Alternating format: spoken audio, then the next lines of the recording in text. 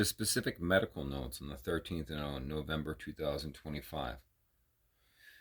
The way that it compares to the legal end is a simple analogy that when doing physical therapy, what's most important right now is the fundamental alignment of the major joints. So the left side neglect that I was diagnosed with, that was hidden from the courts while I was the patient of St. Joe's, by the court-appointed guardians being blood relatives that were targeting the theft of the home, insurance of the injury, established business, and ongoing fraud with bank accounts they made in my name. That truth that was ongoing, they successfully neglected the fundamental parts of left side neglect recovery. So the subluxation of the hip, the subluxation of the shoulder, those have to be addressed. The malformation of the neuroskeletal and neuromuscular structure because of that is everything I'm battling every waking moment.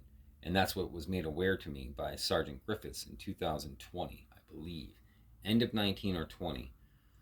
When he got me the equipment and told me left side neglect. And then I talked to Dr. Bard, who I've been seeing as a chiropractor for years. And of course, they wouldn't talk on a medical end. They just simply said left side neglect sounded correct. And I'd done research. And yes, so left side neglect meant that nerves on the right side of the brain, the right hemisphere, were severed. And the severage of those nerves from skull puncturing injury, it created a web through the left side of paralysis.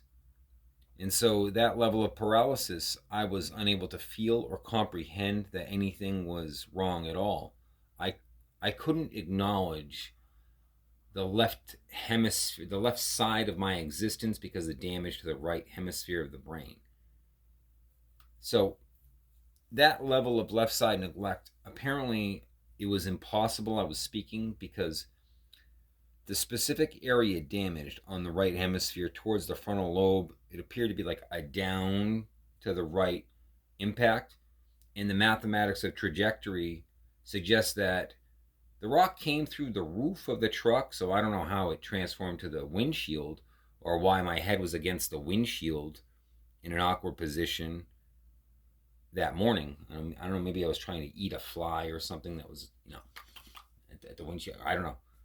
I was a weird person, so who knows how I got in that position for the rock to come through the windshield and hit me in a way as if the windshield was the roof and on the right above me instead of on the left coming this way. How a rock coming from the ground on the left this way made it up over through the windshield roof and down on my head. I don't know, but regardless, that's what has been told to the police by the only witness of the accident, who was Patrick Rochelko, the employee of my business when it happened.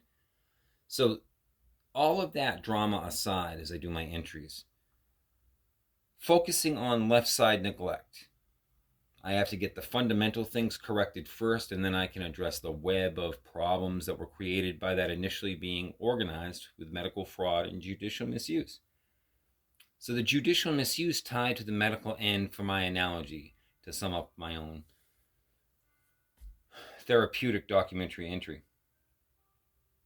The same problem with the law, the same problem with the state, the same problem with human rights is that fundamental part that's being disregarded to this day.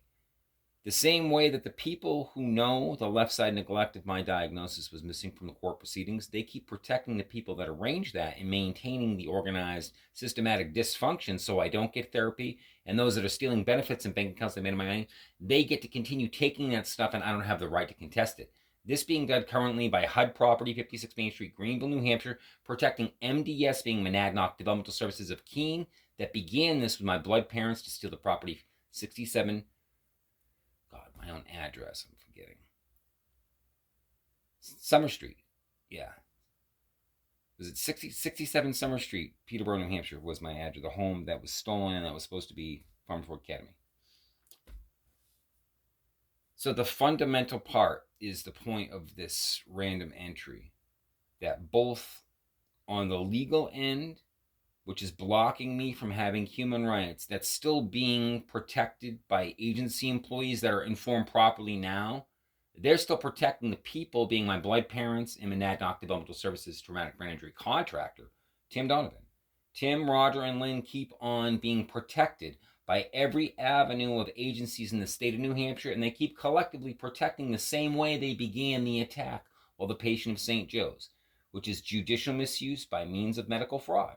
And then they attack my impairment because the vulnerability is left wide open of human rights. My human rights violations are being arranged by people as the vulnerability of my medical condition is continued to being kept vulnerable and not protected by them, despite tax-funded and court rulings in place of them agreeing to protect.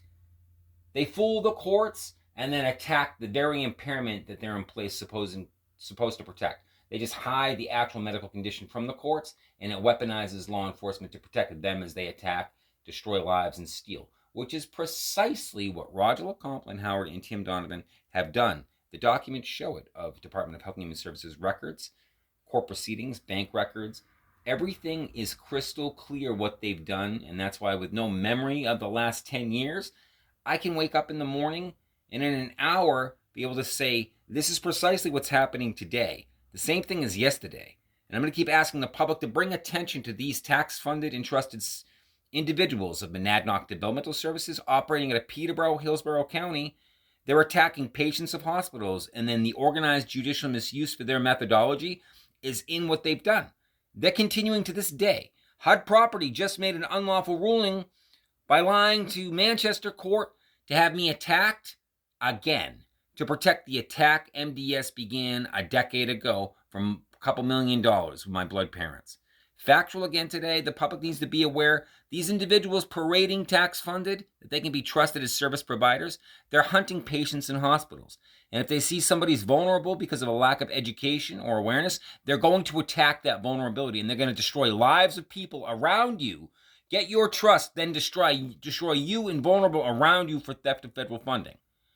Just so you know, the public needs to pay. We need to protect ourselves when these tax-funded individuals in New Hampshire are successfully getting law enforcement to protect them as they're murdering people publicly for theft.